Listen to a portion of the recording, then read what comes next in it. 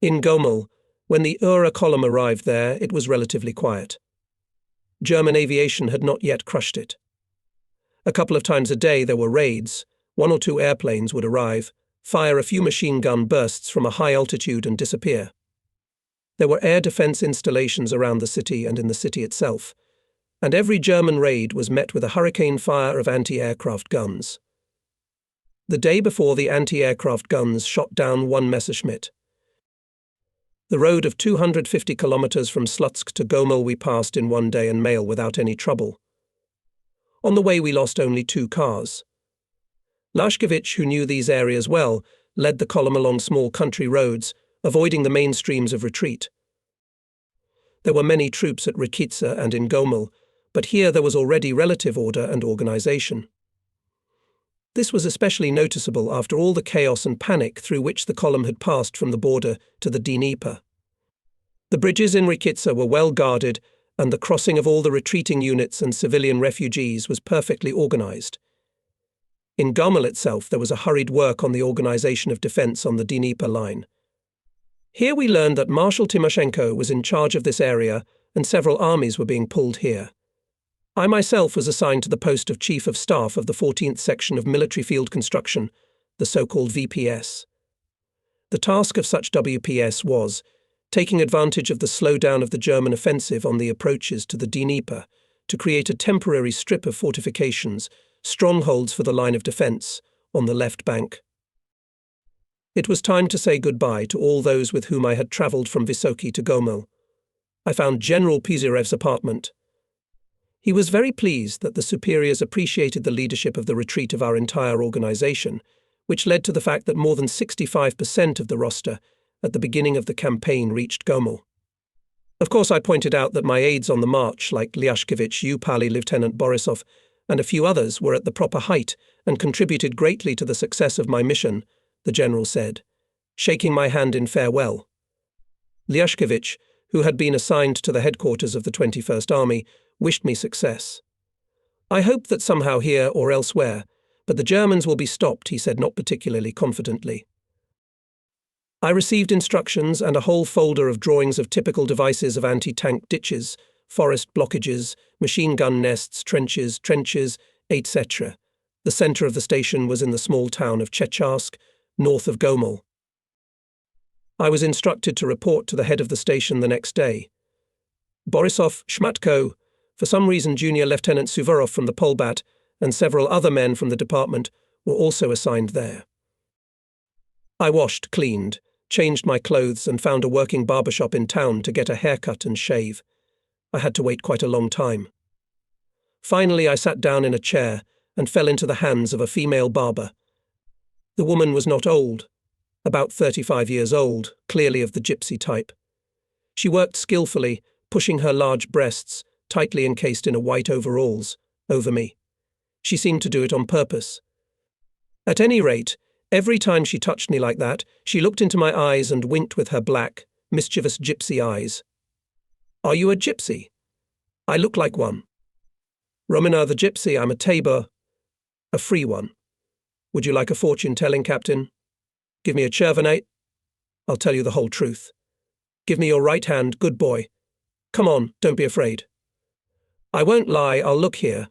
She took my hand firmly, began to examine the palm and suddenly pressed it to her breast. "Don't be frightened, honey, it's beautiful. It is necessary so that the blood warms up in you.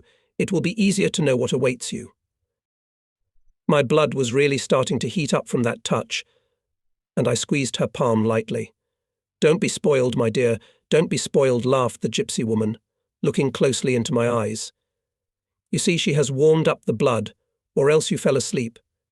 How can such a sleepy man guess? You can't see the truth in a sleepy man. You have a big life ahead of you. You'll live long, you'll be happy. You'll shed blood, but you'll live. A long road ahead, many versts you'll have to travel. Roads, rivers, seas, oceans you'll cross. You'll have a lot of grief, but you'll be happy. You'll go through fire, but you won't be scorched, you'll bleed, but you'll live. All will be well with you. Don't be afraid of the bullet. It's not cast for you, good boy.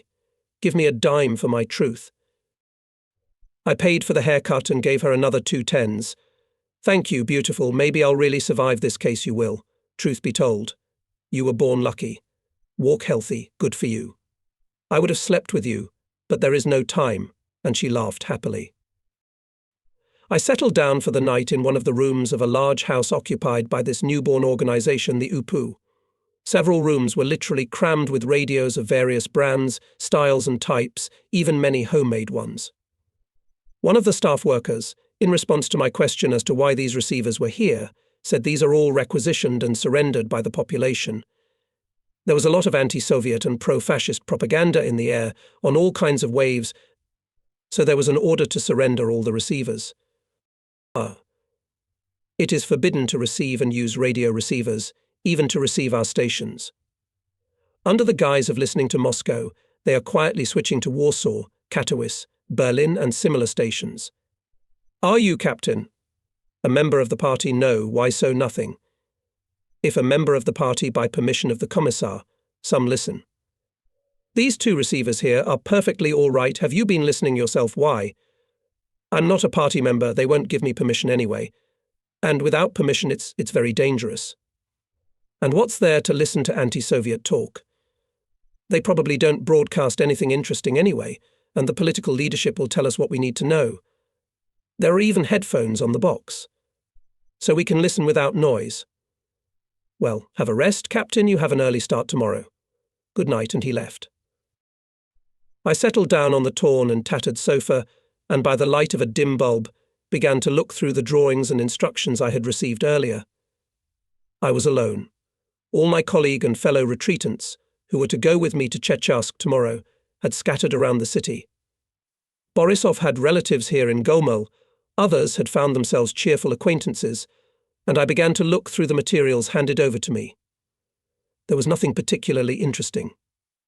The drawings, schemes, instructions and rules for the construction of these temporary fortifications were dated as early as 1934, and many things, especially the instructions on the methods of work in populated areas, clearly belonged to the peaceful, not to the military situation. Putting all this aside, I began to continue the letter to my wife, trying to describe our escape in careful tones. One could assume that before the letter reached my wife's hands, it would be read. Now that we were in the rear, and I had received a new assignment, I began to feel a great change in my position. Rarely did anyone call me engineer or even engineer, captain now, but simply captain. I sat and thought about this new essence of my rank. Commanding an army of thousands of workers in the construction of a power plant was perhaps easier than commanding a platoon of infantry. There was no responsibility for the life of a man, and here this responsibility for the life of every soldier. What my role would be in this war, and who I would command, I did not know, but I understood well that I was a commander and I would have to command.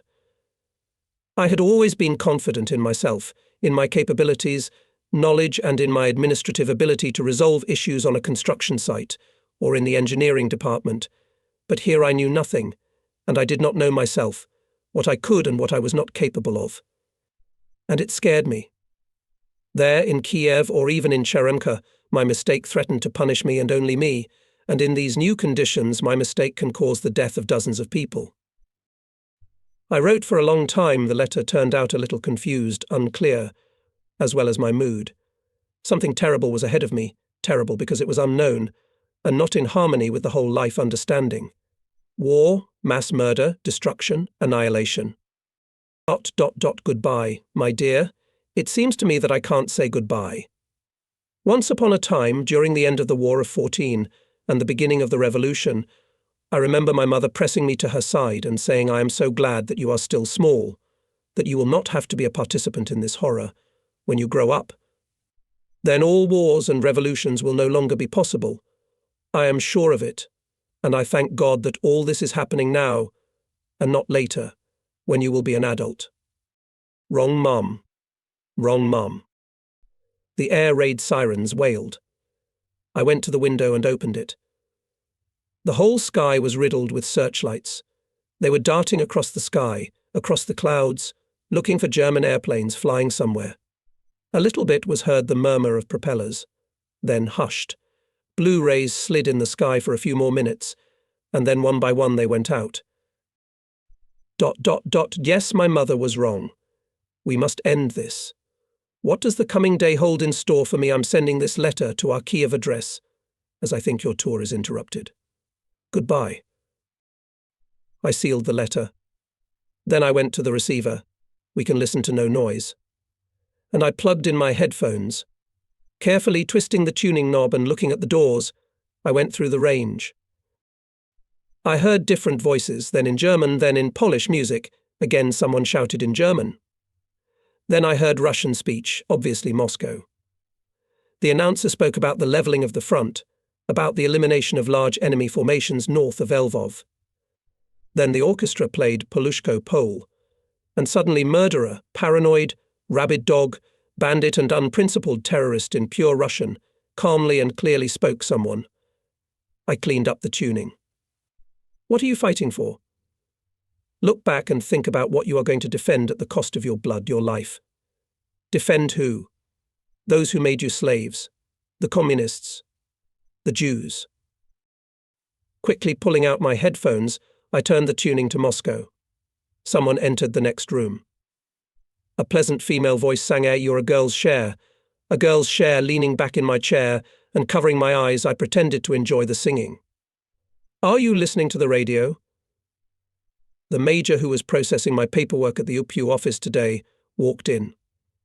Look, be careful with that. You can catch such fascist propaganda. They're all over the airwaves right now. Good night, I'm off to bed.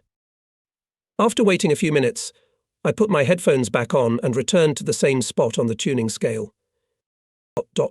5 million Ukrainians in 1932-33.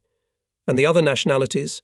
Bashkirs, Tatars, Uzbeks, Lithuanians, Latvians, Estonians. How many hundreds of thousands of them have now perished or are perishing with you, Russian people, in the concentration camps of Siberia?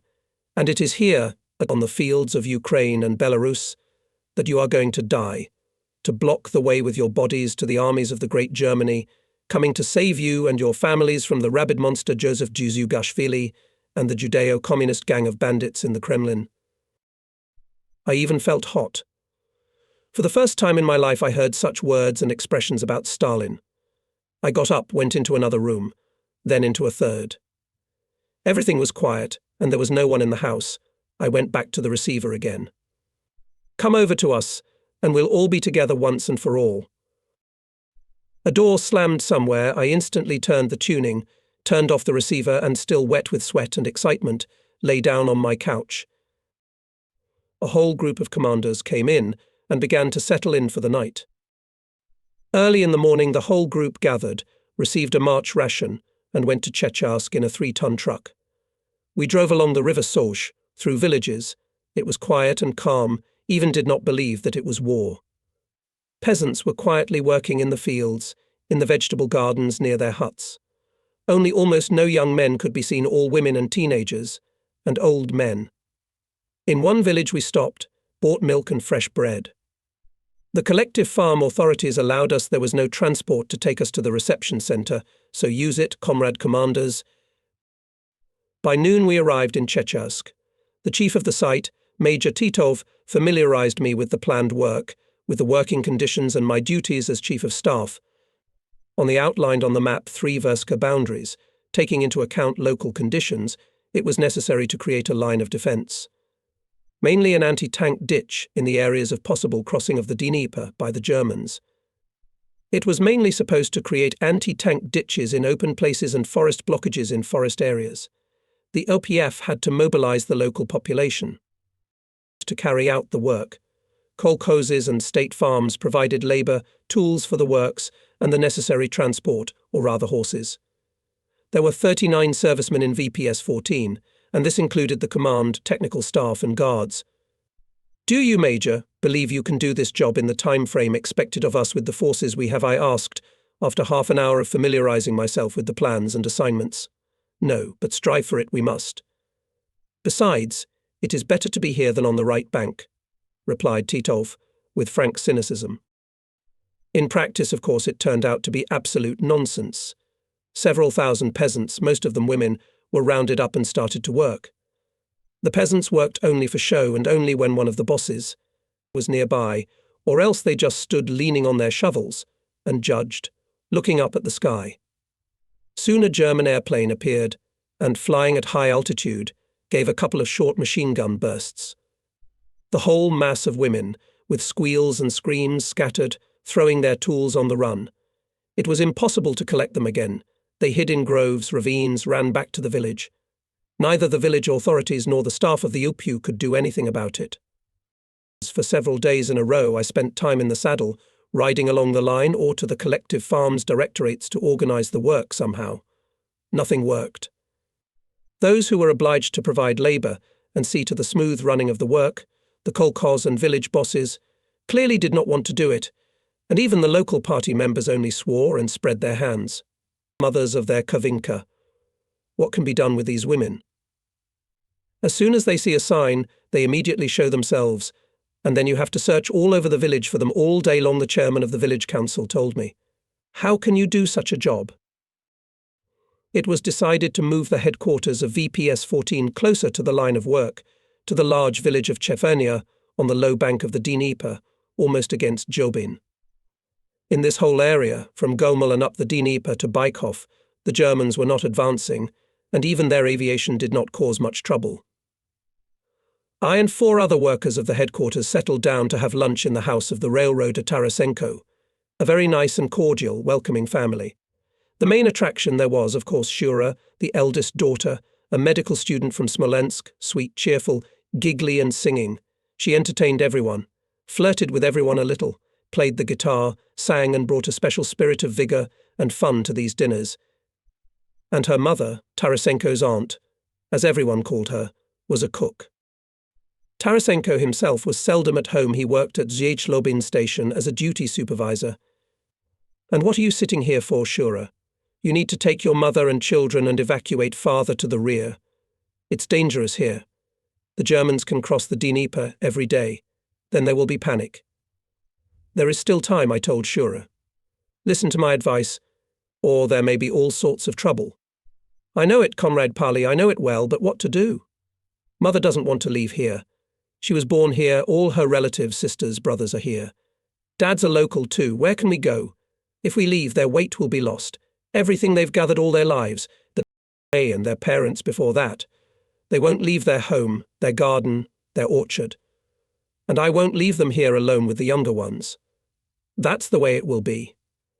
And maybe they won't let the Germans on this side. What do you think between you and me, Shura? I think the Germans will cross the Dnieper when they want to. Our side is not yet ready to retaliate. They will be here, and soon, well, that's a bit scary. But then again, the others will stay, won't they?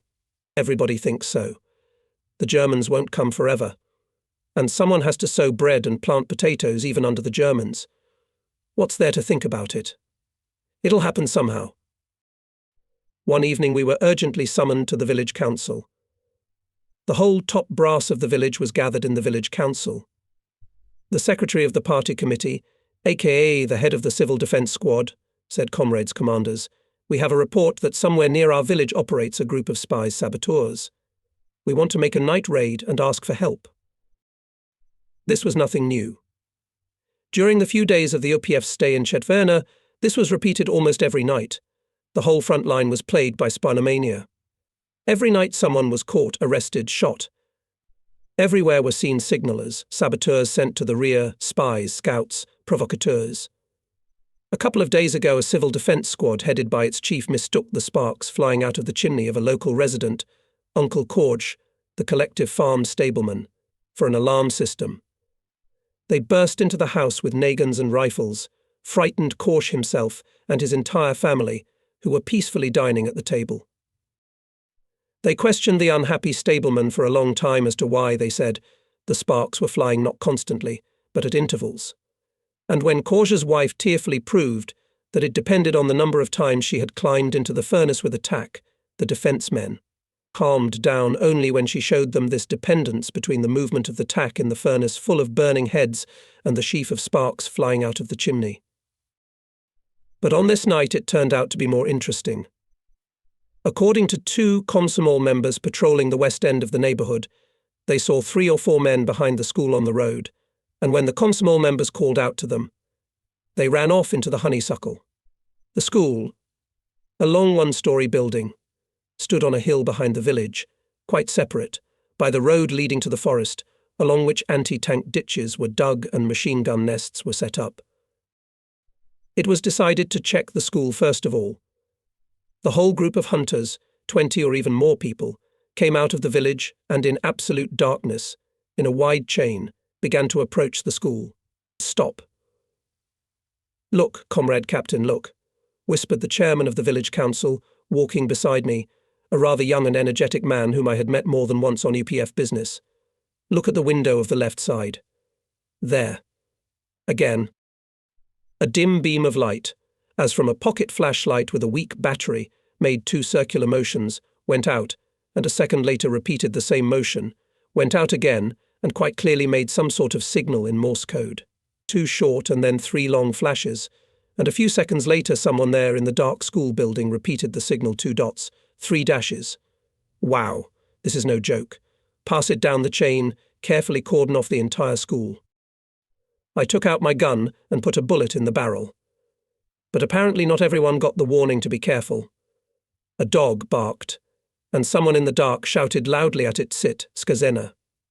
Your mother's sick." Everyone ran towards the school, trying to surround her, but not in time. Somewhere a door slammed and there was a stomping of feet on the plank flooring, and at once they started shooting from several sides. I saw 2 shadows dashing into the tall, ripe hay, and I sent a few bullets in that direction myself. All began to fumble about in the honeysuckle field, but in the excitement trampled and crumpled it over a large area and lost all trace of those in the school. They examined the school with the lanterns brought from the village council.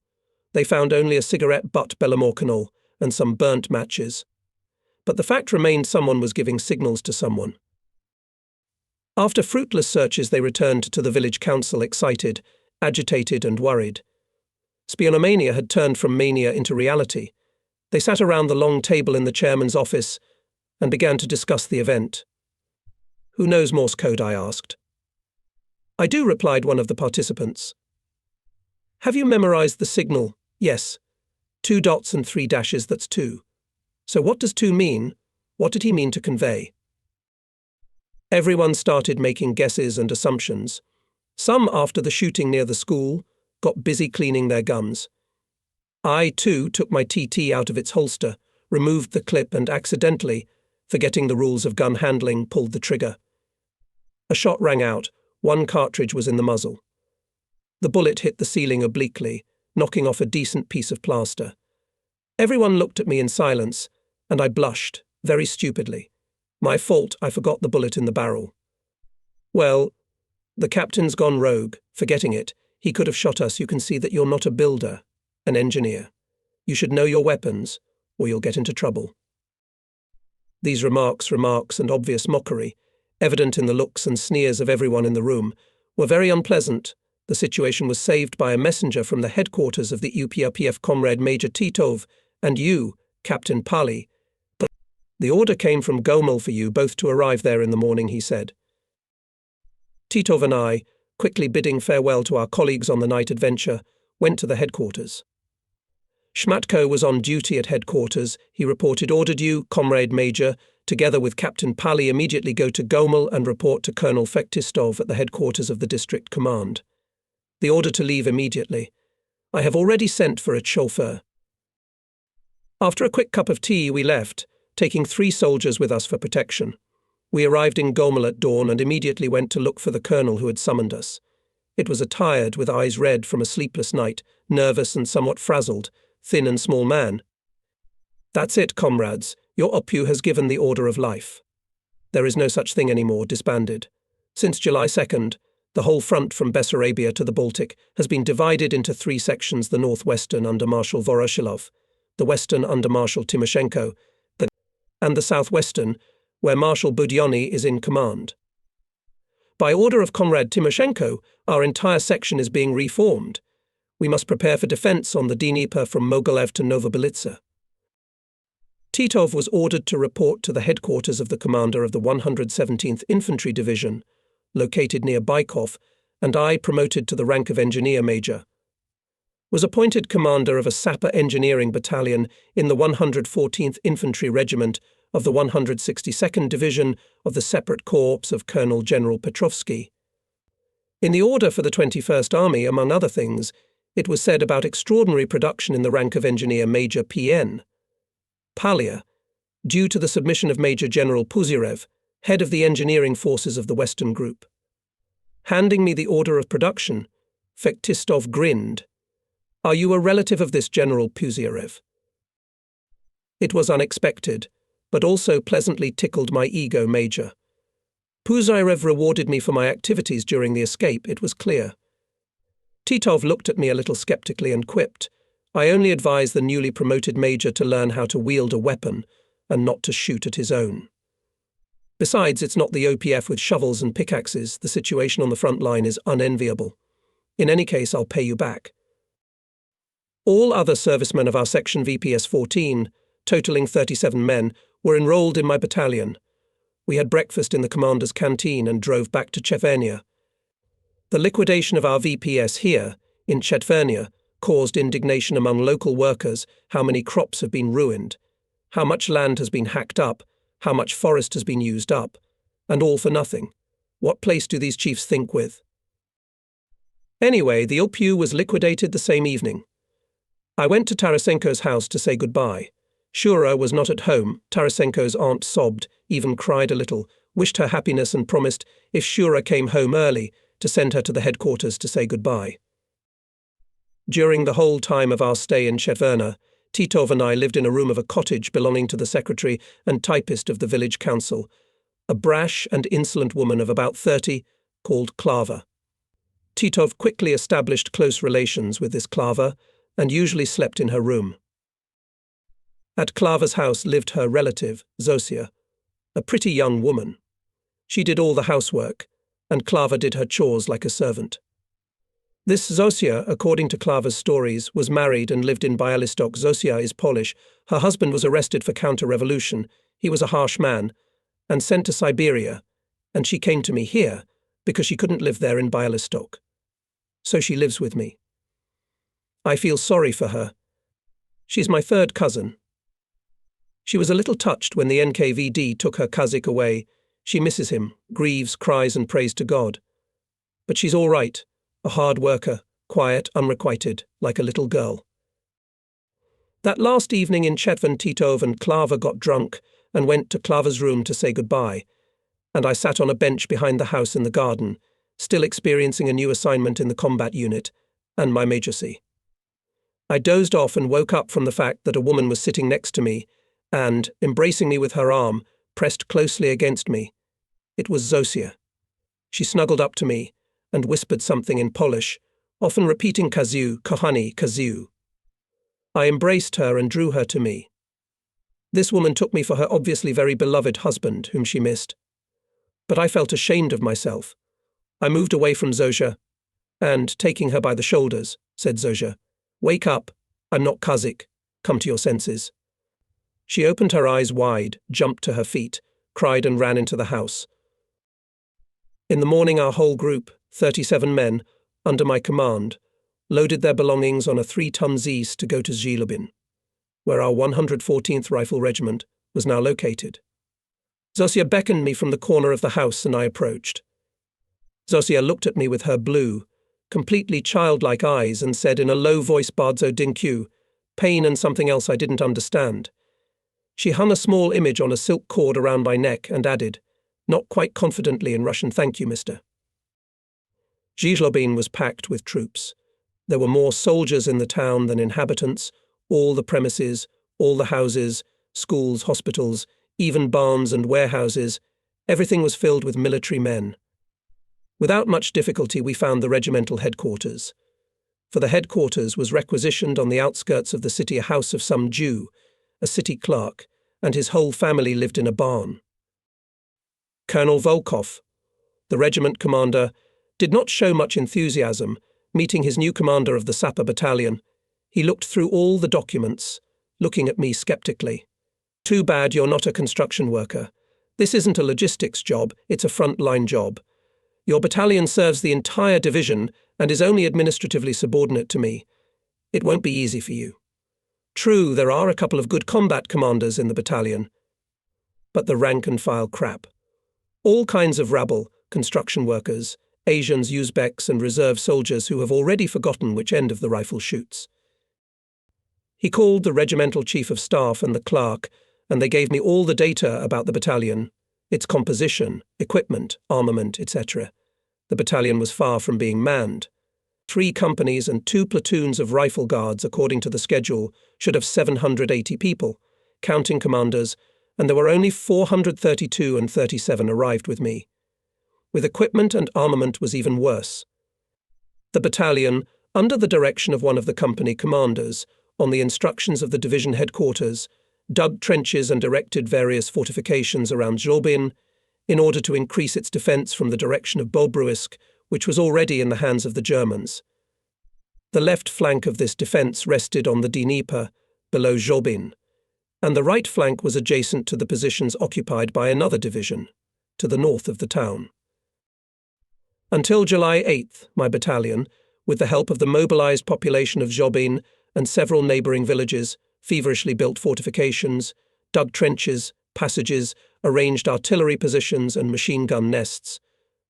I established good relations with the battalion commanders, though this was helped by the fact that I distributed all the personnel who had arrived with me, with whom I had worked back in Cheremka, and then in the VPS, by companies, and appointed Borisov as commander of the Rifle Guard. The Germans almost did not bother. Occasionally, and for some reason only in the afternoon, appeared 2 or 3 Messerschmitt, lazily bombarded the entire construction line and flew away. Divisional reconnaissance found that the Germans in Bobruisk are few in number. There they have a dozen tanks, mostly light, but the entire city is well guarded and all around the perimeter installed a lot of artillery. There were almost no casualties or losses from these sporadic German raids. There were 10 to 12 people killed in the whole section, and that was more of the mobilized. This led to the fact that the population became very reluctant to go out to work, to hide, to go to the left bank, especially the urban, mostly Jewish, population. These completely disappeared. On July 8th, the German Air Force swooped down in the morning, dispersed all the civilian workers, and forced a halt to work along the entire line. At 1 o'clock in the afternoon, German tanks attacked the defenders of Zobin for the first time. There were only 5 tanks. It was not a penetrating attack, but perhaps a trial, a test, a probing. All 5 tanks at high speed raced along the line of defence and bombarded it with machine gun and artillery fire. The suddenness of the air raid and tank attack caused a significant number of casualties there. There were many killed and even more wounded. All regimental commanders and chiefs of staff were urgently summoned to division headquarters. The result of the meeting had an immediate impact. The demolition work, on the scale as it had been carried out so far, it was decided to stop. Today's aggression of the Germans was taken as a kind of warning that in the next few days the Germans would attack the position for real. The units were brought into the trenches, whether completed or not, and during the night they set up artillery and anti-tank defences. I, along with other combatants, was summoned to the regimental headquarters by Colonel Volkov. Here's what, Major. You occupy the defence on the extreme left flank to the shore. On your right will be the 1st Battalion Comrade Colonel. I have only 2 platoons of soldiers, the rest, are just labourers with shovels. There are 5 machine guns for the whole battalion, and only 1 platoon of guards has machine guns. How can you can? The colonel interrupted me. When you tell me how and where to dig the earth, I may listen to you, but now you listen to me and do immediately what I tell you. Is that clear, quite clear, Comrade Colonel? Only I hope you remember that I am not a major in the line service, but an engineer. I have neither experience nor knowledge of how to command in combat conditions, I replied, probably poorly concealing my fear of the sudden transition from the position of an engineer to the position of a combat commander in a forward position. I know that too. Your battalion will be out of position in 2 or 3 days and moved to another place to the ground to dig, but until I get replenishment of builders, I am forced to fill these 350 metres of the battalion. I put you on the very left edge, to the bank of the Dnieper, on the right the best part of the regiment, the 1st Battalion. I very much hope that by the time it gets hot, instead of you Lopatniks, I can already have soldiers in this place. You have some good commanders after all, and your Borisov seems to be a fighting guy. And listen carefully to your staff Sergeant Sestrika. What's his name? Zotov, this is a real soldier, knowledgeable and experienced. At the end of the conversation, Volkov reminded me whatever happened, do not leave the position without orders. I will personally shoot anyone who violates the oath, including you. From that day, the defense of Zobin began, and my battalion of shovelers, never replaced by soldiers, stayed on this line of 350 meters until the end, and I turned into a soldier in a short period of time. Now the Germans were no longer limited to rare air raids. The positions around Zobin were shelled daily and several times a day by artillery, both field artillery, from a distance of 2 to 3 kilometers, and long-range artillery. The Germans moved their advanced units and entrenched themselves. In some cases, the distance between the opponents was reduced to a kilometer. The tactics of the Germans were not quite clear. They did not make decisive attacks, but all the time disturbed along the entire perimeter of the defense by small surprise raids, keeping the entire defense in suspense. Sometimes it was a combined attack of light tanks and attack aircraft. Sometimes behind the tanks appeared chains of infantry, but they rarely came close, and at the first response of the defense artillery and machine gun fire from the trenches rolled back. It all looked like rehearsals, preparation, probing. Nervous tension was increasing every day. Everyone realized that at any moment such a small-scale diversion could turn into a decisive blow. We, the defenders of Zobin, found ourselves between two lines of fire. In front were the Germans. Often throughout the day it was impossible to come out of hiding. German snipers opened fire immediately.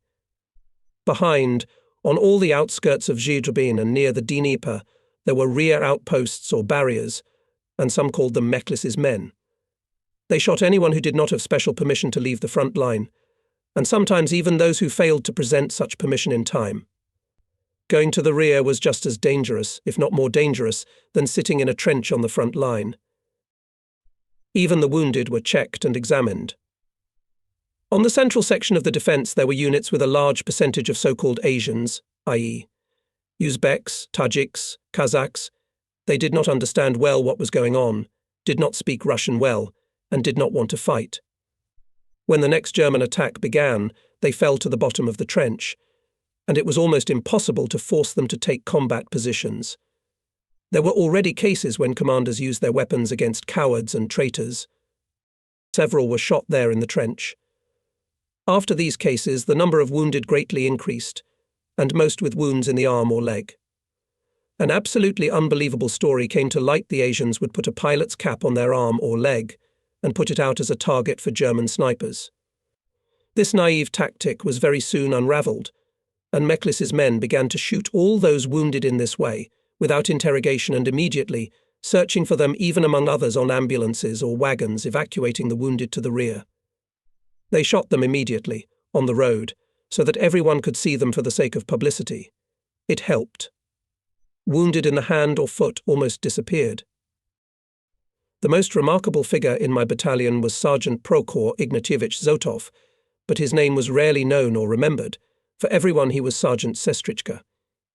This strange nickname, completely inappropriate to the appearance of a large, strong, red-haired and outwardly rude professional soldier, stuck to him because of his habit of saying on any occasion, "My dear sister."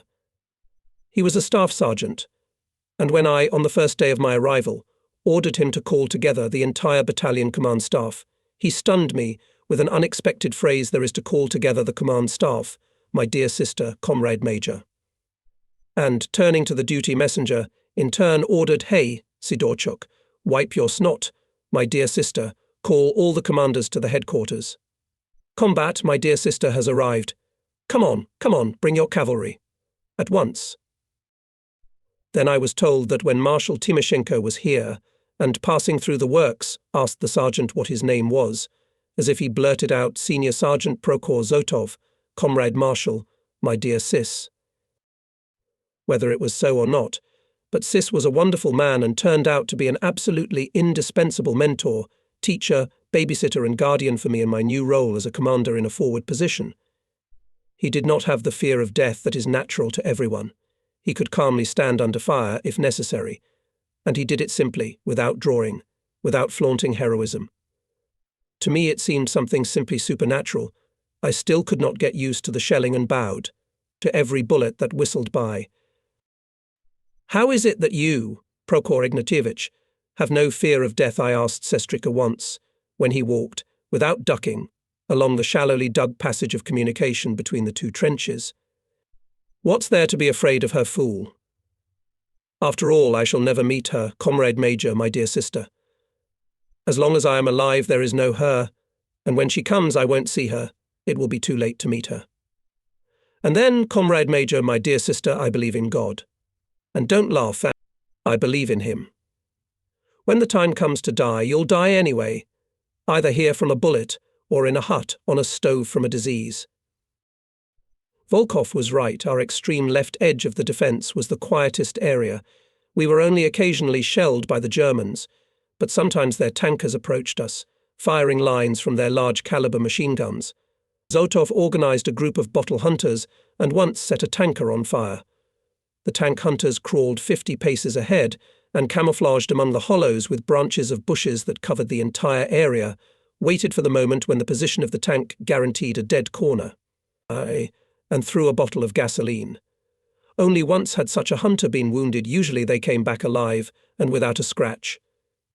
It's not as scary as it looks from the outside, Comrade Major, my dear sister. You just have to know how. And you, Major, don't be afraid. Try it yourself and you'll see. I tried, it didn't work, I missed. I tried again, and only once successfully. I hit the edge of a machine gun turret. Burning gasoline penetrated inside the tank. It twisted in one place, and having snapped in a ravine, flipped on its side. 2 men slipped out of the opened hatch. Their clothes were burning on both of them. They started rolling on the ground, but did not have time to shoot down the fire. They were shot by the soldiers who crawled up. My sister brought me a small Browning, almost a toy, not a weapon, nickel-plated. With tiny cartridges, I took it out of a German's pocket. "It's yours, Comrade Major, my dear sister. Your trophy, keep it as a memento of your first tank." The burnt corpses and the small tank, half destroyed by the explosion of ammunition, remained lying in the ravine in front of the trench. German attacks on our defences became more frequent and more persistent. Almost every time we had dead and wounded, a mine shrapnel killed the battalion political commander Sasha Kormak, a nice young fellow, very passive, calm, reasonable, and absolutely not interfering in my actions as a commander of the unit. Every time before another attack, a disgusting feeling of purely physical fear seized me. Ego was body fear. The body is afraid, and does not want to submit to the mind will. It trembles with a small shiver. These few minutes before the beginning of the German attack were always the most difficult for me. I stood at the observation slit, watched the Germans. Preparations through binoculars and thought, well, what's the difference in the end to die in 30 or 40 years in my bed, or now, in this next moment, in this bunker? All the same, death is death, and it may be much more reasonable to accept it now, suddenly in the prime of life, rather than then, from a long debilitating disease or old age. But the body does not understand such reasonable arguments and trembles, and there are some spasms in the stomach. It is about to vomit. My mean shell is afraid. It wants to live, to prolong the pleasure of existence, to breathe air, to admire this boundless blue sky, to eat, to sleep, to love. I knew for sure that as soon as the first tank appeared in the field of vision, this nasty trembling, these spasms would instantly stop, and the frightened body would obey the power of reason, and will it is necessary. A wave of blood will rush to the head, the heart will beat faster. In a few moments I will jump up and shout in a hoarse voice that is not my own attack. Prepare to be repulsed. Bottlemen to your posts. Machine guns, hit the cracks and tracks. Don't waste ammo. Beat them bastards, beat the fascists. What's pushing me? Why beat the bastards? Who am I defending? And who am I forcing others to defend these frightened Asians? I hate what's behind me with all my soul. I hate this damned bunch of sadistic usurpers in the Kremlin. I hate their ruler paranoid Stalin. I hate the whole system of this sub-Soviet life of millions of miserable, intimidated slaves who dare not raise their heads. And I myself am a slave. Why bastards? Is some Fritz or Karl sitting in a tank, who is about to be doused with burning gasoline on my order, to blame? Is he an asshole? Wouldn't he suffer burning alive in his tankette that he was ordered to sit in and drive it into our trenches?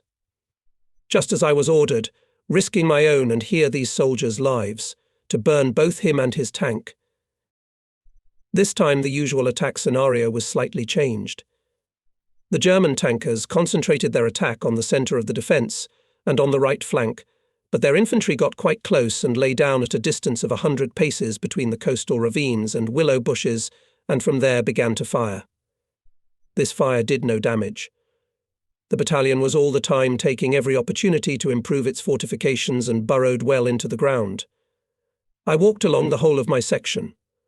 At the junction with the other battalion was a well-established machine gun position with a good view. From here I could see that reinforcements were coming up to the entrenched unit. 100 Germans were making short runs to get across the strip of smooth, clear field that was behind the ravines and bushes from which the section was now being shelled. I ordered fire to be concentrated on this reinforcement. "Come on, buddy. Let me try it," I dismissed the machine gunner. Waited a moment, and when there in the field, the Germans rose to another throw, gave a long line.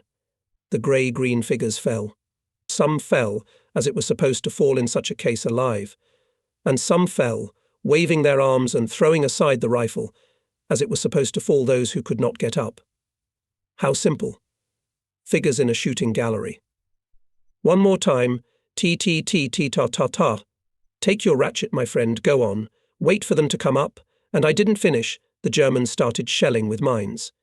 4 mines, one after another, exploded in front of the trenches, raising a heap of earth. I, ducking, ran to my command post, to the telephone, but the next mine exploded, flying over the trench, and scattered on the trench, screeching in the air shrapnel, lumps of earth and stones. I fell to the bottom of the trench from the explosion, and my helmet flew off my head. Several more mines exploded, but fortunately, much farther away, the Germans had made a mistake in their aiming. I got up. Almost against me lay a young Uzbek soldier, Tekiev, whom I knew by name, for Sestrika had often assigned him as a messenger to the headquarters. Tekiev's clean-shaven head was split open. Like a watermelon flashed through my mind, and from the crack in his skull some grey, gelatinous mass was crawling out. Nearby stood a number of similarly dark-headed boys, staring in horror at the murdered man. On instructions from our observation post, the regimental artillery shifted its fire to the Germans against our trench, and they retreated, probably with heavy losses. In general, the Germans chose the place badly for this unnecessary attack by a small number of infantrymen, even without tank cover. At us, on the extreme left flank, became quiet, but in the centre and especially on the right edge of the battle continued. Company commanders came up with casualty reports. 11 killed and 19 wounded. What to do, Comrade Major? 1 fighter is wounded in the arm, in the right palm. A good fighter. I vouch that it is not deliberate, said one of the commanders. And if we send him to the rear, they may shoot him at the outpost. I sat down on a log, which served as a chair, and suddenly felt a rather strong, painful prick in the upper chest on the left side. I unbuttoned my overcoat, and the whole overcoat and undershirt were covered with blood. I think I'm scratched myself, something blood a lot here, I said, suddenly feeling weak. It turned out, indeed, to be only a trifling scratch.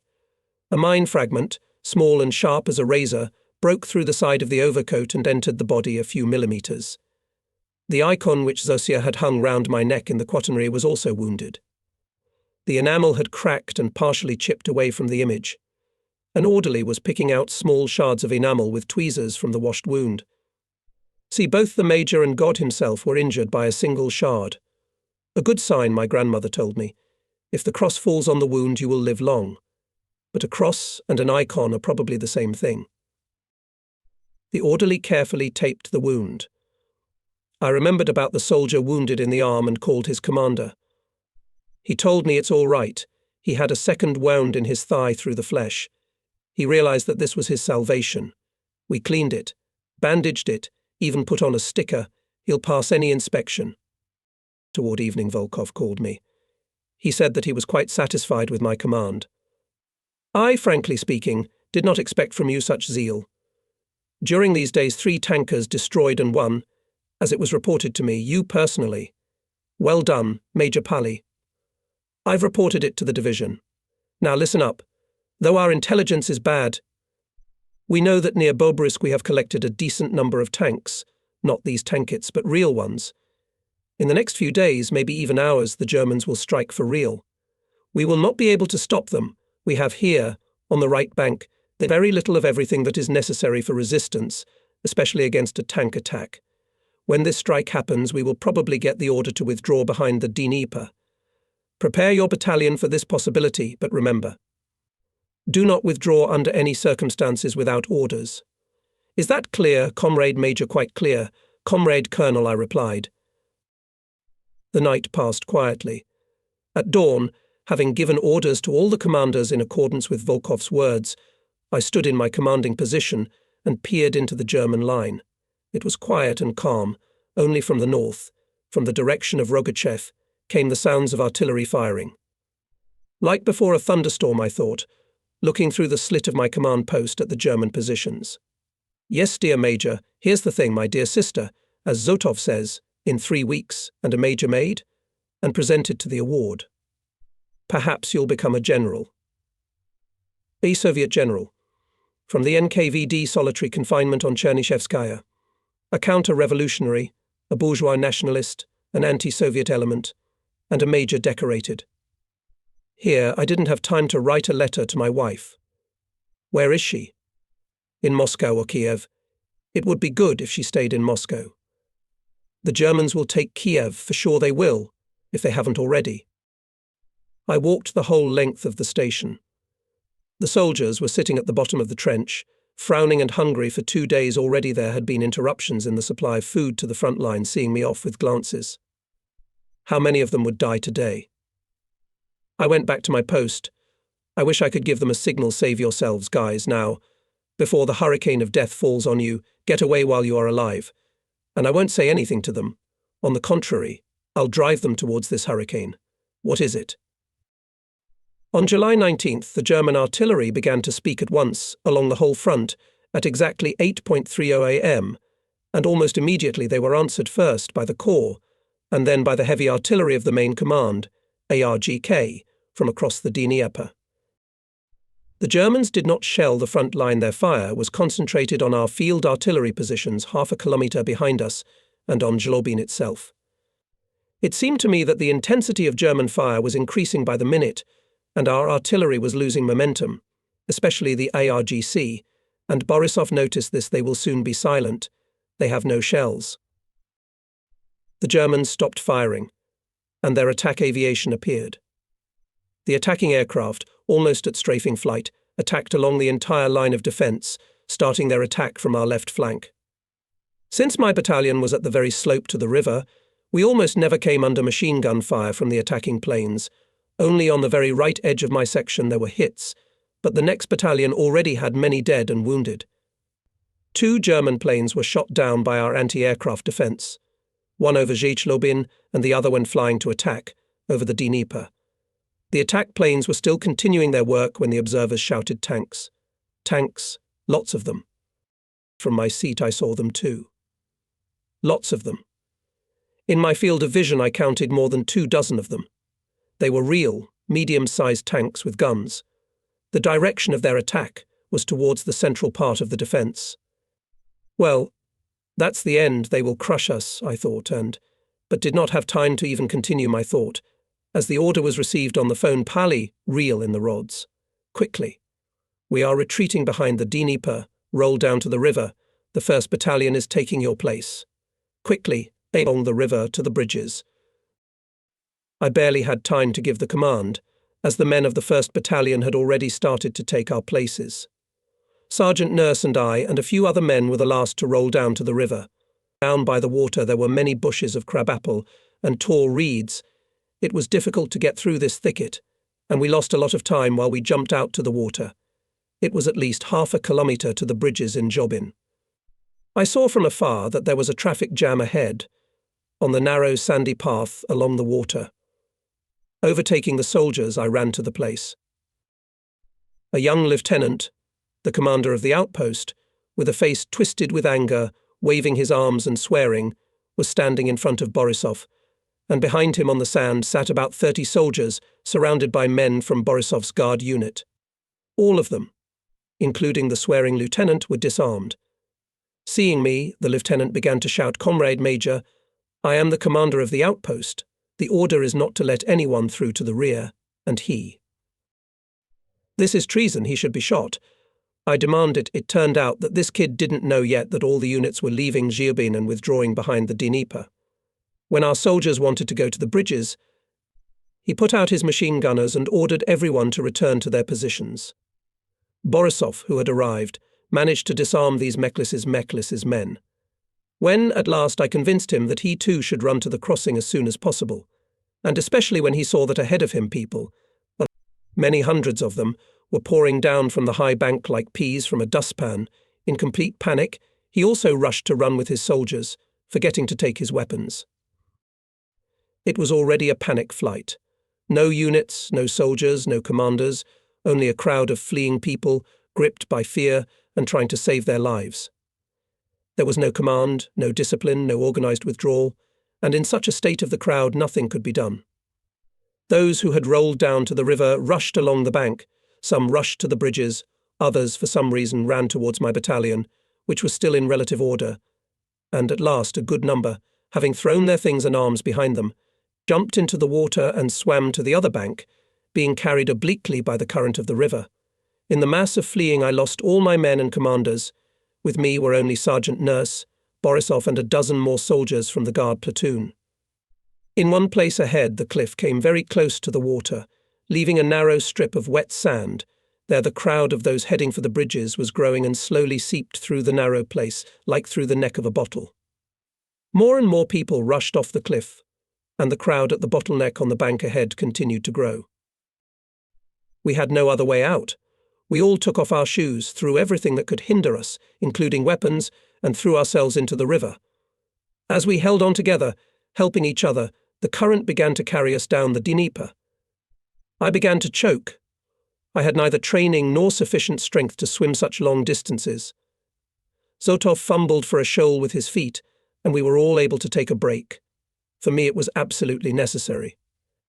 There were many planks, logs and corpses floating down the river. The current brought the corpse of a German soldier toward us. Pushing him away, Sis said, "And how did you get into the wrong company?" "Wrong, my friend.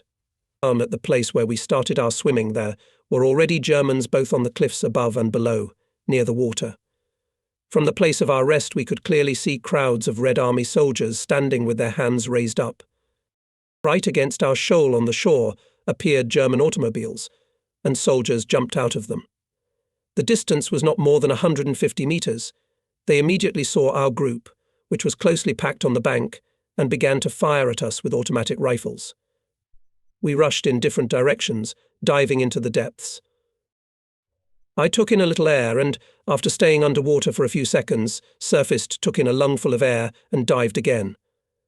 Bullets were chomping around in the water. I dived out again, the Germans were shooting somewhere to the side, and Sis dived out next to me.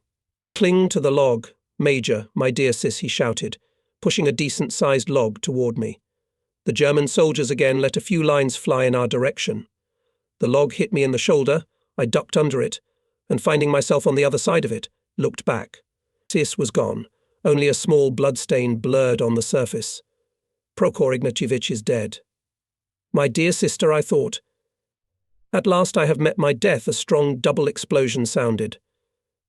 Looking back at the sound, I saw that both bridges, the railroad and the other, flew into the air.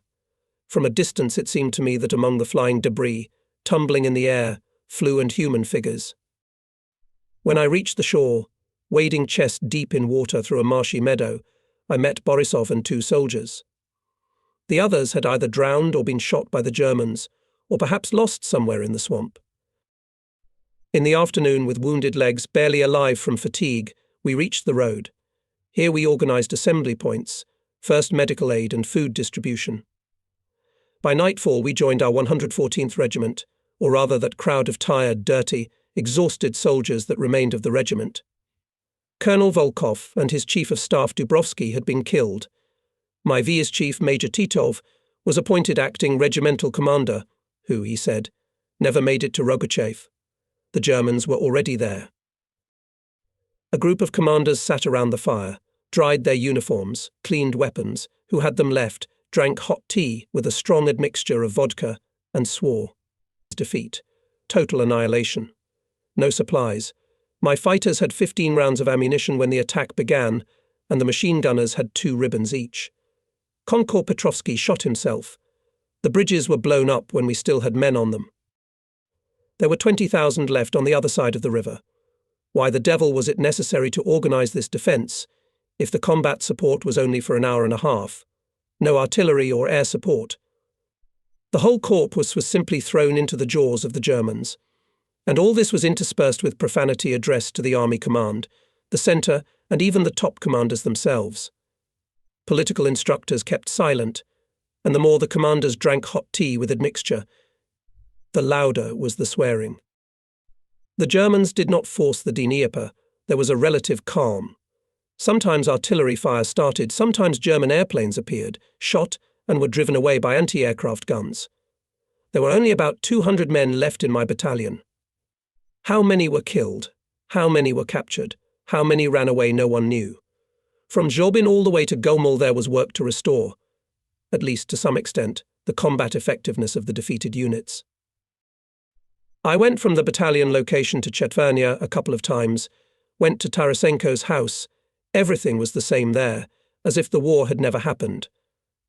The whole family was working in the vegetable garden, preparing food for the winter.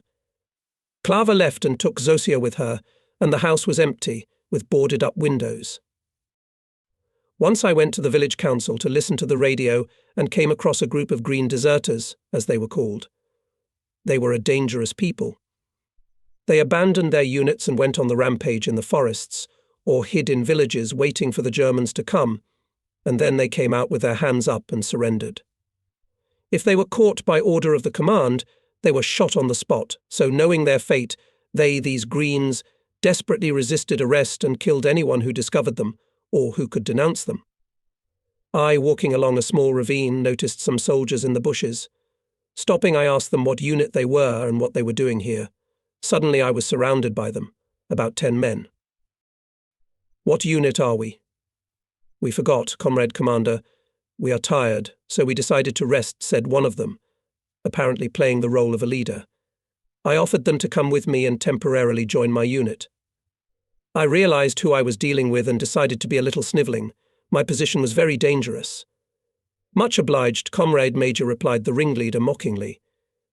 "Only this does not suit us. We have organized our own part, and I am the most important chief," he went round me, and under the laughter of his comrades stood in front of me bulged his eyes, and barked, "I dare ask you, Comrade Major, roll to. We haven't seen you, and you haven't seen us. Do you understand me? And say thank you that we let you go in one piece, and not with a beaten face, march back to your unit." To my shame, I quickly marched back to my unit, and when I got there, I didn't say a word to anyone.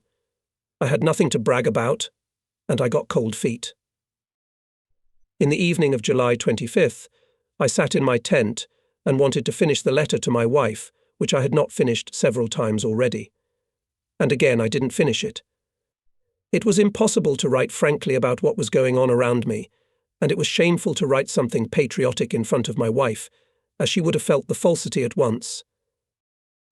All that day from the Dnieper side there was a lively firefight. The regimental headquarters said that, by all accounts, the Germans are preparing to force the Dnieper. "They will blow us to smithereens. No ammunition we have, no shells for artillery, no fuel for tankers," told me Titov. At dawn the next day I was awakened by the duty officer on duty in the unit, and handed me a copy of the order from the division. The order stated that I was to arrive in the village of Chenia Lugovaya with 2 trucks by 12:30 to receive combat engineering equipment for the regiment. Chenia Lugovaya was located 20 kilometers south of Chetvania, almost on the very bank of the Dnieper. From the side of the river was heard quite intense firing, and I decided to reduce the risk to take a roundabout way through another village, Chenia Lesovaya, located in the forest 10 kilometers from Chenia Lugovaya. But Major Titov forbade me to go that way. "Nonsense, why are you panicking? There in Lugovaya is the headquarters of the 215th Division. to which we now belong, and if the headquarters is there, it is safe to go there. Don't waste your time and fuel. Go straight through Chetvania." Taking Borisov, Shmatko and 2 other junior commanders with me, I left after 8 o'clock. Cheternia stretched along the meadows for 2 kilometers, one street, and when we began to descend from the forest, where our regiment was located, down through the fields of ripe fat, to the village, it became clear that in the meadows, or on the bank of the Dnieper, there was a battle. Near the village council, I stopped and decided to find out the situation, what was going on. Here in the village council was the centre of the district organisation of fighters, a paramilitary group mainly consisting of party and Komsomol members who had special tasks to prepare the district if the Red Army would leave it mining bridges, destroying collective farm equipment and stock, stealing cattle and horses to the rear, and even burning crops. I knew about this when we were digging the ground here on the orders of the UPU. In the village council I did not find a single person. Everything was empty. Only I had time to go outside, when shells began to burst around. One shell exploded right in front of the entrance to the village council, knocking over a plaster bust of the great leader Comrade Stalin, which was scattered with small shards. The Germans moved the fire further and shelled the sawmill behind the village, and I returned to my cars. The village was completely deserted, but in the meadows the firing was growing more and more intense. After driving along the street for half a kilometre, we saw that ahead, in groups and alone, Red Army soldiers were running across the street, hiding in the fields, bushes and ravines behind the village. One group surrounded our vehicles. A senior sergeant, without a helmet, with a machine gun in his hand, came up to me. "Where the hell are you going?" "The Germans are there. They're squeezing without mercy. Turn back, Major." The situation was the stupidest. To turn back a clear disobedience of the order, to continue driving on the destination you can really get right on the Germans. I nevertheless decided to drive still forward along the road to the nearest forest, beyond which was Chenia Lugovaya. In this forest we were making anti-tank barrages, and I knew the terrain pretty well. We stopped at the outskirts of the village, under thick trees. Here, not far away in a side street, was Tarasenko's house. While we were standing and discussing what we should do, an old woman looked out from behind the fence and at our request brought us a jug of milk and warm tortillas. I asked her what was going on with Tarasenko. She told us a sad story. Tarasenko himself had not returned from Zobin, and when Zobin was in the hands of the Germans, Tarasenko's aunt went to find out what had happened to him. She reached a half station against Zobin, and there she came under fire. She was seriously wounded, and when she was brought to the hospital in Chetverna, she died. Shura took her younger sisters and brothers, all 5 of them, loaded some things on a cart and left the day before yesterday to her relatives in Krychov. And people say that Krychov has already been overrun by them. Where did she go at this hour? She would have stayed at home with her family. Indeed, it was terrible to even think what situation a young girl of 19, with 5 children, who found herself among the retreating and advancing soldiers, was in. Across the road, our units were still retreating. Shooting in the meadows was almost completely silenced. Only occasionally came individual shots or short machine gun bursts. Above us flew a formation of German fighters, and we again began to discuss what we should do. The whole road from Cheveny to the forest was lined with large trees. Having cut a lot of branches and camouflaged the cars with them, we decided to drive to the forest, and there, if anything, to turn along the country forest road towards Skepny Lesovaya. We drove cautiously, watching the air. No soldiers, no shooting. It was completely quiet here, but from the north came a strong artillery cannonade. At the edge of the forest was an infantry unit, and quite large, not less than a company, if not more.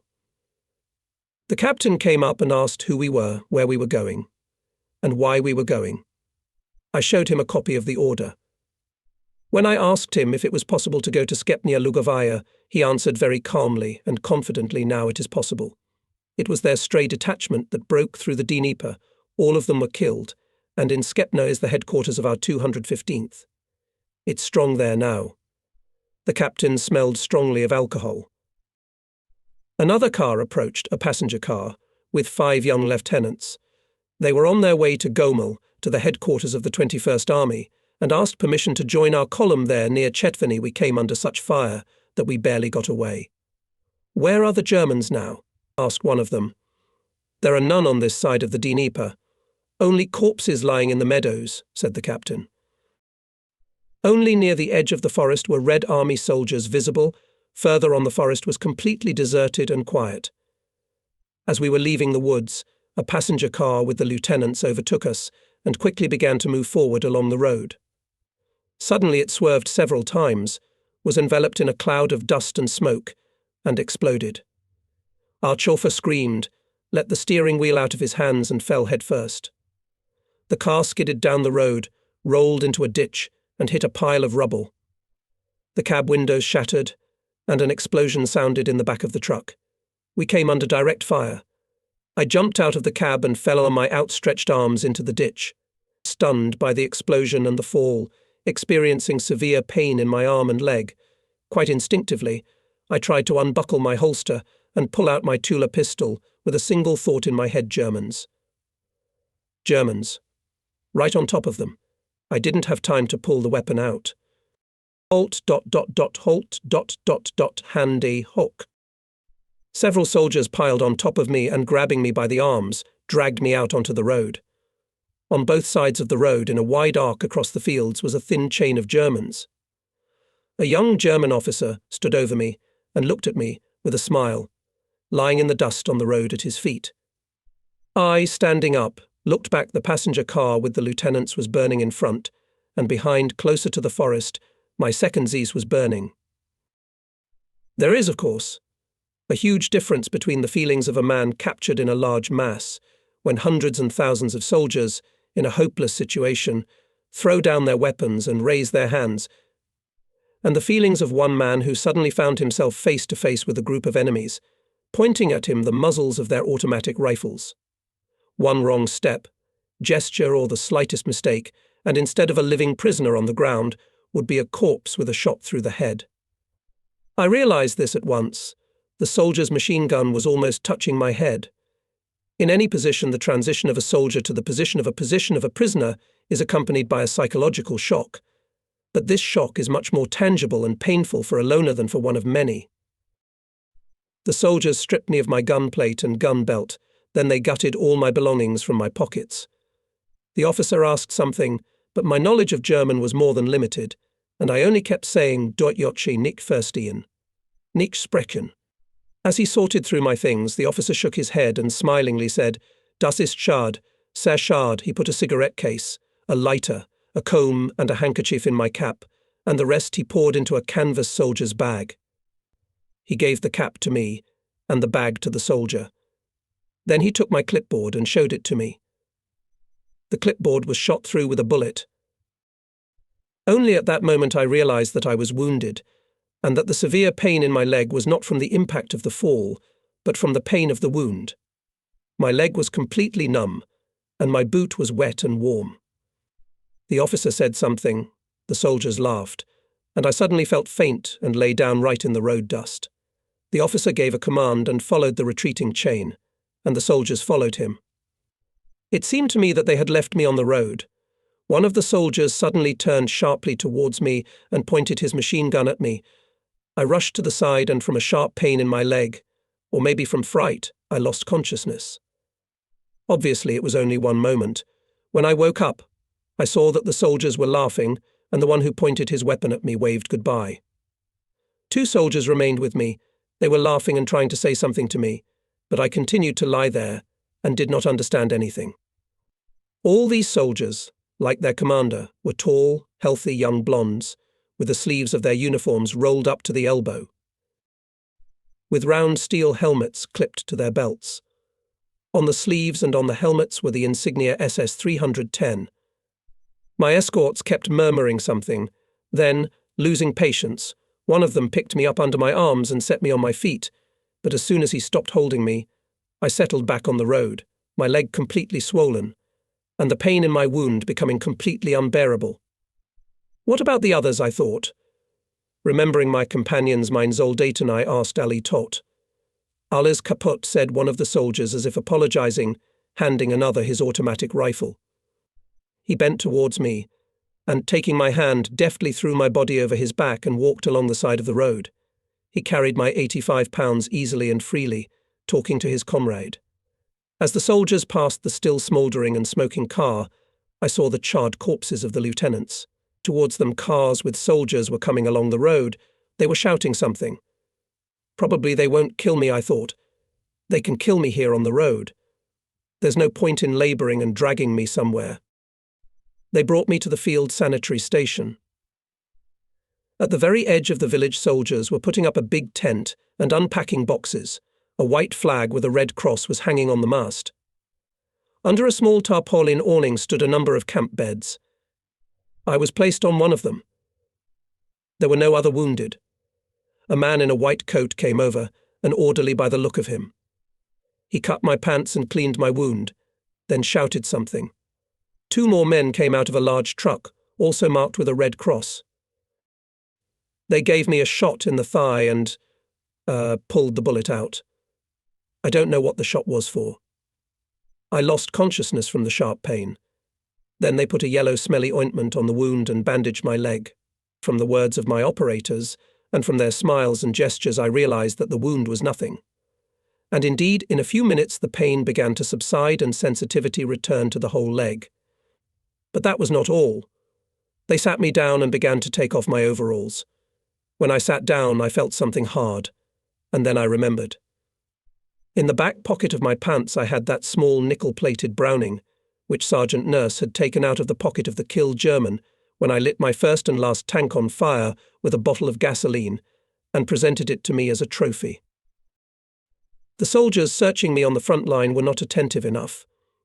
I decided that there was no point in keeping this weapon with me. They would find it anyway, and then it would be worse, and as a weapon, a pistol of this caliber had no value. I took the nickel-plated toy out of my pocket. The effect was unexpected, comical, and almost cost me my life. All 3 men in white coats, ridiculously spreading their legs and arms, bounced backwards from me. One of them, the one who took out the bullet, shouted something hoarsely. I saw 2 soldiers running toward me with machine guns. One moment and I would have been killed. Terrified, I threw aside my Browning and wailed hoarsely too, I vergessen. They're vergessen, you know. Just vergessen, the Germans began to laugh deafeningly. Everything calmed down, and the Germans, patting me on the shoulder, continued to talk among themselves with laughter. I also had a small wound on my back, from a fragment of a hand grenade that had been thrown into the back of my Z's and killed both junior commanders who were there. When the bandaging was over, I was left to sit on the bunk. A cup of hot, bitter coffee and a few pieces of cookies were brought. I was left alone. German troops were moving along the road in an endless avalanche. Tanks, tankets, trucks of all sizes, artillery, squads of infantry, motorcyclists, bicyclists, and trucks again. The soldiers were young, healthy, cheerful, with songs, jokes, laughter, all well-dressed, all with automatic weapons. They went as if to a merry picnic or to a sporting event. Far away, probably 30 kilometres away, artillery firing was heard, and planes with black crosses on their wings often flew through the air. I sat on a bunk under the awning and thought what a contrast. Ours ragged, tired, dirty, hungry, poorly armed. And these fascists marching as if on parade. How far will they go? If to Moscow. That's the end of the Bolsheviks. And then what? What new things will arise if the Soviet system collapses? And why didn't they kill me? They dressed my wounds, fed me. What do they need me for? And why am I separated from the other prisoners? A group of soldiers came closer, and I could hear them joking in broken Russian Polish with the peasants and girls in the crowd. The peasants stood on either side of the street and watched with curiosity, as I did, this powerful stream of German troops. Again and again I came back to the thought of what had happened. 5 weeks I fought, and here I was wounded and a prisoner of war. All this fleeing through Belarus, building field fortifications no one needed, defending Zobin, commanding a battalion of Lopatniki, at the last minute turned, like myself, into frontline fighters. All this led to nothing. I'm alone, wounded and a prisoner. Sitting in the trenches near Zobin, we would have been crushed by German tanks. Without the order to retreat, I myself would have been left to die under their tracks, and I would have made all my subordinates die. Why? My thoughts were interrupted by the appearance of two German officers who drove up in a small automobile. Having found out that I did not understand anything in German, they brought a young sergeant who spoke a cool mixture of Polish, Serbian and Ukrainian. We made some sort of arrangement. I was told that, according to the order, all Soviet commanders of the rank of major and above, that is, the so-called senior command staff, who had been captured in this area, must be interrogated at the division headquarters, so I was to be brought to this headquarters as soon as possible. And until then I would sit here, on this bunk, under a tarpaulin awning. The officers left, and I was left waiting again. It was already the 4th hour. They brought me some food, a pot of thick, good-smelling soup and a large piece of bread, coffee again, cookies, and a pack of cigarettes. On the road through Chenia, the German units kept advancing. The population stood on the sides of the road, looking curiously at the enemy conquerors, gangs of fascists, as they were called yesterday by the Soviet radio announcers. In the opposite direction, toward the Dnieper, crawled a large column of prisoners, probably up to 1,000 people, guarded by a dozen German soldiers. Only after 5 o'clock in the afternoon, a large headquarters-type car arrived and I was taken to the division headquarters. But on this day they never delivered me. With difficulty we moved to the other side of the Dnieper on a small motor pontoon. The pontoon bridge across the Dnieper was completely full of passing troops. It got dark, and the non-commissioned officer escorting me spent the night in the location of the artillery unit, waiting to cross to the left bank. I was put to sleep in a large room of some collective farm shed, packed with artillerymen. An orderly came and bandaged me, and instead of my cut pants I was given a pair of German pants, matching my height and almost new. I was fed for the night with what all the soldiers ate. I did not arouse much attention to my person in this mass of soldiers. Some of the soldiers wanted to talk to me, but the language barrier was insurmountable, and I was left alone. The excitement of the day's experiences threw me down on the straw, and I fell asleep like a dead man. My non-commissioned officer woke me early, just after 5 o'clock. In a small car we drove up in half an hour to the location of the headquarters of the 310th SS Division. The headquarters was located in several enormous-sized trailers, arranged like mobile homes standing on the outskirts of a small village. I was placed not far from a large-caliber machine gun. There were several of them around, under the supervision of two soldiers on duty at the machine gun. I was ordered to wait. It was not until 7 o'clock that a dapper young non-commissioned officer came up and ordered me to follow him. At one of the headquarters motorhouses stood a table and a few chairs. With a gesture, the non-commissioner ordered me to sit down at the table. When I sat down, the non-commissioned officer took away my crutch, given to me yesterday at the sanitary station, and laid it far away. In about 10 minutes, a tall, grey-haired officer, with the epaulets of a lieutenant colonel, came out of the house. After exchanging a few words with the non-commissioned officer, he approached me.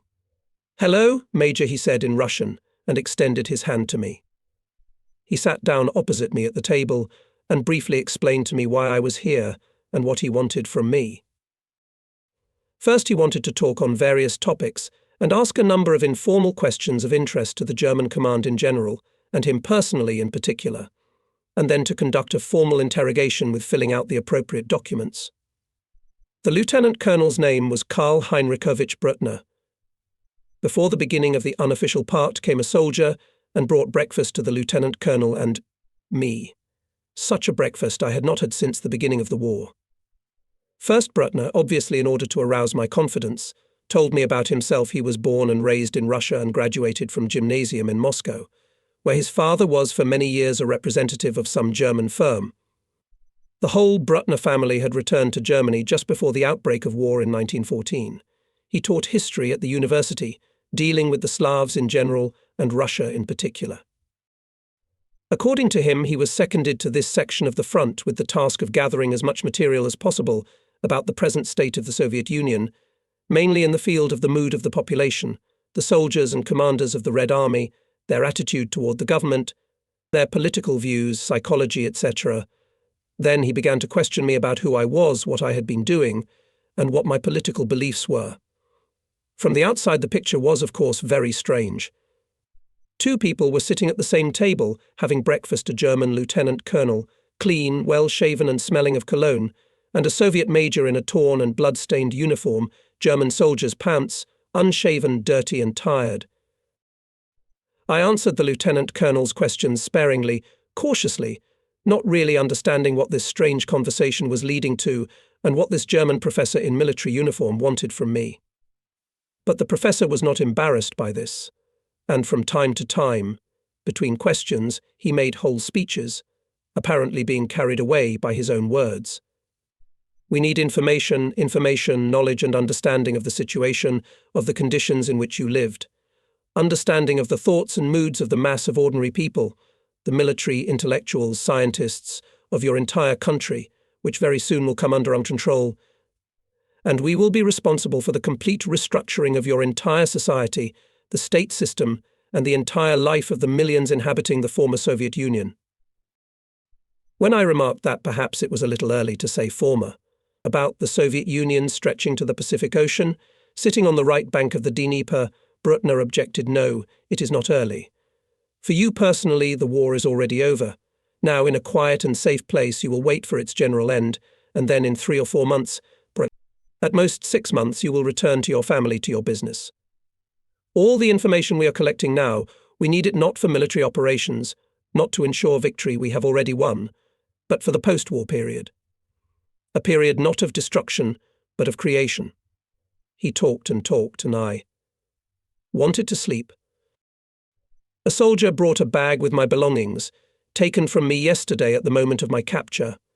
Bruckner scrutinized everything, including the documents and the little book of records I had systematically kept for myself since the early days of my military career, and the letter to my wife that I had not had time to send. "You will have all these things when you arrive at the camp while we detain them," he said, putting everything back into the bag.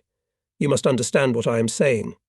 We Germans are not enemies to the Russian people or any other people in the Soviet Union. I love the Russian people, I love Russia, it is my homeland too. We want to free all of Europe and including Russia from the power of a bunch of internationalist communists, from the corrosive, corrupting influence of the Jewish communist ideology. You, Russian intellectuals, must help us in this. The entire Russian emigre community has already joined us." Finally, the professor lieutenant colonel substituted that I was physically unable to continue the interesting conversation. My leg was aching. Morally, I was utterly exhausted and intolerably sleepy, all right. He said, "Let us proceed to the official part." He called for a soldier and ordered something to him. In a minute, a dapper-looking non-commissioned officer appeared with a typewriter. The interrogation began. Bruckner asked questions.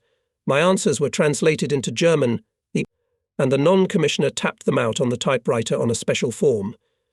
Name, surname, year of birth, place of birth, nationality, religion, education, specialty, 35 questions or more.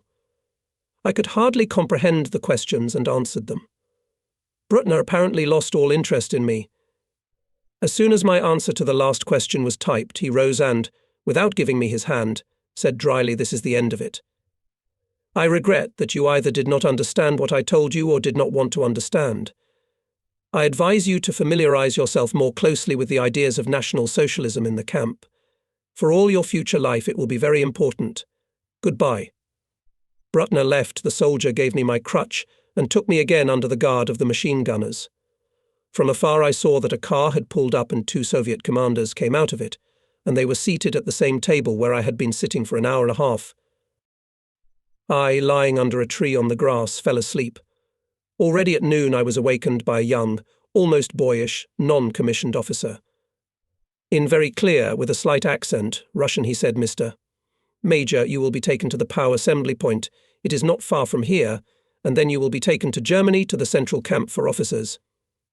When I asked him why he spoke Russian so well, the young man replied, "I am from a Russian family. Although I was born in Germany, I work in Prof." Bruckner's group with him came some medic in a white coat and with a suitcase in his hands. He checked the condition of my wound and, bandaging it, said something approvingly. "The doctor says your wound is in excellent condition and will heal in a few days." The young man was discreetly taciturn. Despite the fact that the assembly camp was not far from here, I didn't get there until the evening. We left the location of the headquarters about 3 o'clock in the afternoon. During that time, 7 or 8 other Soviet commanders visited Brutna, but they were brought and taken away in cars, and I saw them only from a distance. Finally, they put me in a car, but after 10 kilometers the tire on one wheel burst. There was no spare. An infantry unit was resting not far away. The driver went there for help, and I stayed with the escort. Nobody was in a hurry. Everything was done slowly, with conversations, with breaks for food, with smoke breaks. I was given a pot of soldiers' soup and a lot of bread. Soldiers of the resting unit came in groups and alone, looked at me like a wild animal in a cage, tried to say something. When they asked me something, I kept saying nicht verstehen, nicht sprechen. No acquaintance was made. One of the soldiers wanted to remove from my buttonhole sleeper. I removed his hand, and he obediently removed it, even apologized. The tire was finally put in order, and we drove on. In the dense twilight, we approached a large barn at the edge of the village. 2 stocky German soldiers opened the door and roughly pushed me inside. One of them greeted me in Russian with a volley of obscene language. That was the end of my privileged position as a senior Red Army commander, and I fell into the general stream of people outside the law. Many times later I tried to understand why Professor Lieutenant Colonel Brutner had so distorted the whole picture. Was he himself completely uninformed about what the German command was preparing for us, Soviet prisoners of war, or was it a deliberate lie? The calm and safe place turned out to be both very turbulent and unsafe, and for the great majority of the Soviet army personnel it became a grave.